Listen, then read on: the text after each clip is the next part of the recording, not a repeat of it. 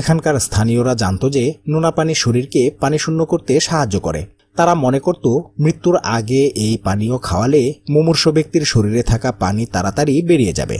তবে আধুনিক বিজ্ঞানের মতে মমি তৈরির পেছনে এই প্রক্রিয়ার কোনো অবদান ছিল না বললেই চলে। কোনো ব্যক্তি মারা যাবার পর হতেই মমিকরণের মূল কাজ শুরু করা হতো। হ্যালো বন্ধুরা, রহস্য বিচিত্রার আরও একটি নতুন ভিডিওতে স্বাগতম।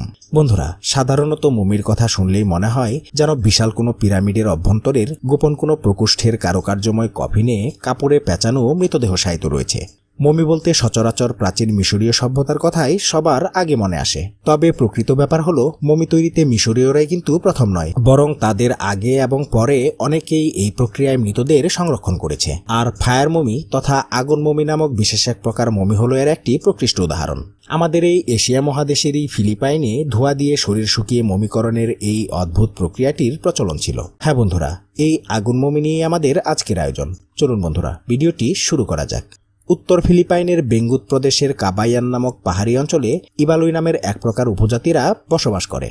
এখানকার টিম্বাক পর্বতের পাদদেশের ছোট ছোট গ্রামে ছড়িয়ে ছিটিয়ে এরা বসবাস করে থাকে। আর এখানকার পাহাড়ের গুহাতেই সাধারণত আগুন মমির দেখা পাওয়া যায়। ইবালুইদের পূর্বপুরুষেরা মৃতদের মমিতে পরিণত করে টিম্বাক, বাঙ্গাও, নাপাই ও উপডাচ সহ এরকম বিভিন্ন পর্বতের নানা গুহায় এগুলোকে রেখে আসতেন। এজন্যই এই মমিগুলোকে ইবালুই মমি বা কাবাইয়ান মমি নামেও ডাকা হয়ে থাকে। এখনো পর্যন্ত পাওয়া তথ্য প্রমাণ বিচার বিশ্লেষণ করে বিজ্ঞানীরা মনে করেন সাধারণত 1200 খ্রিস্টাব্দের কোনো এক সময়ে এই আগুন মমি তৈরির প্রক্রিয়ার প্রচলন শুরু হয়েছিল।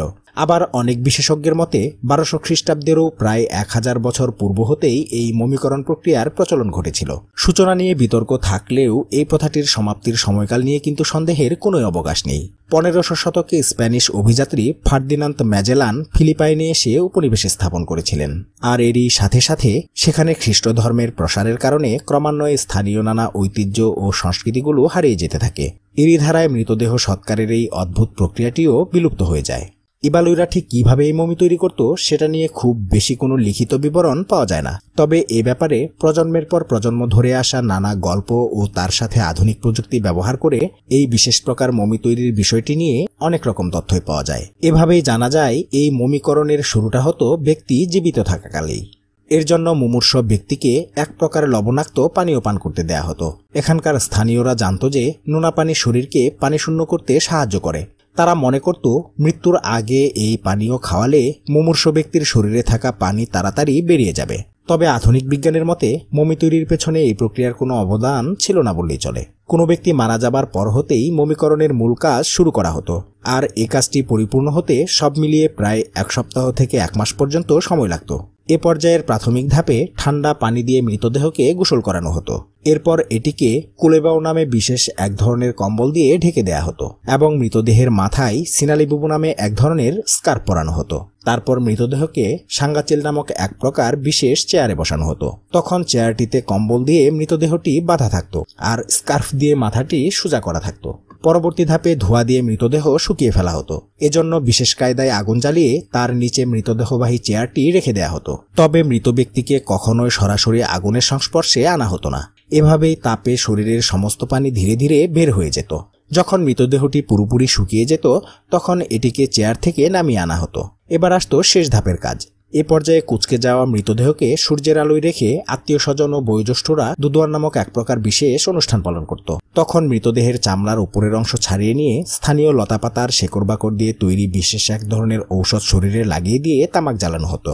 এই ব্যবস্থাটি এমনভাবে করা হতো যেন তামাকের এই ধোঁয়া মৃতের নাকমুখ দিয়ে প্রবেশ করতে পারে। ইবালুইরা মনে করত এর ফলে শরীরের ভেতর যদি কোনো পানি থেকেও থাকে তবে সেটাও শুকিয়ে যাবে। যদিও বিজ্ঞানীরা এই তত্ত্বটিকেও ভুল বলেই জানিয়েছেন। তো এভাবেই মমি তৈরির কাজ শেষ হতো। এবার মৃত ব্যক্তিকে শেষ বিদায় দেওয়ার জন্য প্রস্তুত করা হতো। এই উদ্দেশ্যে ইবালুইরা মমিকে কুলেবাও নামক কম্বলটি দিয়ে কয়েক স্তরে ঢেকে কাঠের কফিনে মায়ের পেটে শিশু যেভাবে থাকে অনেকটা সেভাবে রেখে দিত। তারপর নানা রকম আচার অনুষ্ঠান পালন করতে করতে এটিকে পাহাড়ি গুহায় বয়ে নিয়ে যাওয়া হতো। আর গুহার অভ্যন্তরে সেখানে মমিটাকে রেখে দিয়েই মৃতের শেষকৃত্য সম্পন্ন করা হতো। ইবালুইদের বিশ্বাস অনুযায়ী আগুন মমিকে যেই গুহায় রাখা হয়েছে সেখান থেকে এটিকে কখনোই আর বের করা যাবে না। যদি বের করা হয় তবে মৃতের আত্মা কষ্ট পাবে, আর তেমনটি ঘটলে তাদের উপর নেমে আসবে অভিশাপ, ফলে নানা রকম দুর্যোগ দেখা দেবে। অবশ্য প্রয়োজনে মমিটিকে গুহার ভেতরেই এক জায়গা থেকে অন্য জায়গায় সরিয়ে নেওয়া যাবে। আগুন আর ধোঁয়া ব্যবহার করে মমি তৈরির এমন পদ্ধতি কিন্তু ইবালুইদের একার নয়। পাপুয়া নিউগিনির বেশ কিছু উপজাতির মধ্যেও এর প্রচলন ছিল, তবে ফিলিপাইনের আগুন মমি সবচেয়ে বেশি পরিচিত। এখনো পর্যন্ত সব মিলিয়ে প্রায় 50 থেকে 80টি এমন মমির সন্ধান পাওয়া গেছে। সাধারণত ইবালুইদের বাস ফিলিপাইনের প্রত্যন্ত অঞ্চলে, তাই তাদের সমাধি গুহার অবস্থানও বেশ দুর্গম এলাকায়। তারপরও নানা কারণে এসব স্থান থেকে মমিগুলো চুরি হয়ে যেত, তাই চুরি ঠেকানোর জন্য বর্তমানে অনেকগুলো মমির অবস্থান গোপন রাখা হয়েছে। ইবালুইরা আজও তাদের মমি করা পূর্বপুরুষদের শ্রদ্ধার সাথে স্মরণ করে তাদের জন্য খাদ্য আর পানীয় উৎসর্গ করে থাকে। কেউ কোনো প্রয়োজনে সমাধি গুহায় ঢুকে গবেষণা করতে চাইলে তাকে এখানকার উপজাতি নেতাদের অনুমতি নিতে হয়। কাজ করতে হয় গুহার ভেতরে, এবং গবেষণার এই সময়টিতে এখানকার স্থানীয় একজন লোক সবসময় উপস্থিত থাকে। তার কাজ হলো মমিকে বুঝিয়ে বলা যে এখানে কি হচ্ছে এবং কেন হচ্ছে। তো বন্ধুরা, আজকের ভিডিওটি এই পর্যন্তই। ভিডিওটি আপনাদের কাছে কেমন লাগলো তা অবশ্যই কমেন্টে জানাবেন। ভিডিওটি ভালো লাগলে অবশ্যই একটি লাইক দিবেন, আর চ্যানেলটিকে সাবস্ক্রাইব করে পাশে থাকা বেল আইকনকে প্রেস করে দেওয়ার অনুরোধ তো থাকলোই। কথা হবে পরবর্তী ভিডিওতে। ভালো থাকবেন সবাই, ধন্যবাদ।